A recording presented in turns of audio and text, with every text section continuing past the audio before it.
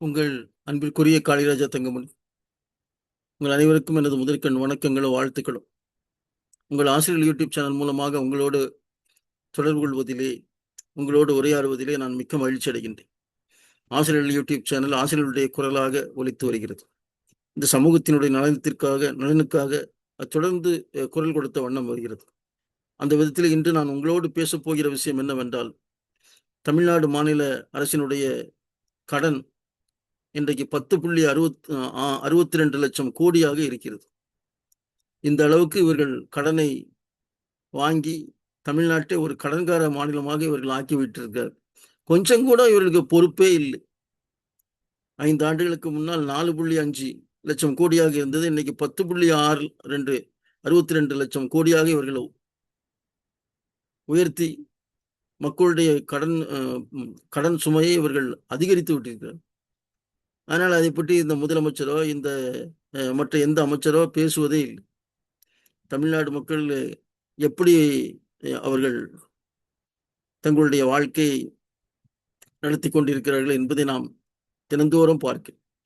ஆசிரியர்கள் போராட்டம், அதே போன்ற நர்ஸ்களுடைய போராட்டம், அதே போன்ற துப்புரவு பணி ஊழியர்களுடைய போராட்டம். ஆனால் முதலமைச்சரோ அவருடைய துணை முதலமைச்சரோ போகும்போது அவர் 50 மீட்டருக்கு ஒரு தடவை அங்கே ஒரு போலீஸ்காரரை போட்டு அவர்களுக்கு காவல் செய்து கொண்டு தமிழ்நாட்டு அரசினுடைய பணத்தை எல்லாம் இப்படி இவர்கள் வீணடிக்கிறார்கள். அதனால் நான் உங்களோடு பேசப் போகிற விஷயம் என்னவென்றால், யாரு இந்த தமிழ்நாட்டு மாநிலத்தினுடைய ஆட்சிக்கு வந்தாலும் தமிழ்நாட்டு மக்களுடைய கடன் சுமையை அவர்கள் குறைக்க வேண்டிய முயற்சிகளை, செயல்களை செய்ய வேண்டும். அதுதான் இந்த தமிழ்நாட்டு மக்களுக்கு அவர்கள் செய்யக்கூடிய நல்ல விஷயம். படித்தவர்கள் எல்லாம் அதை பற்றி இதை பற்றி பேசுங்கள். இப்படிப்பட்ட ஒரு தவறான முறையிலே இந்த அரசாங்கத்தை இவர்கள் நடத்தி கொண்டிருக்கிறார்களே என்கிற கொஞ்சம் குற்ற உணர்வு கூட இந்த படித்தவர்களுக்கு இல்லை. பெரிய இன்ஜினியர் என்கிறார்கள், டாக்டர் என்கிறார்கள், பெரிய ஆசிரியர்கள் என்கிறார்கள்.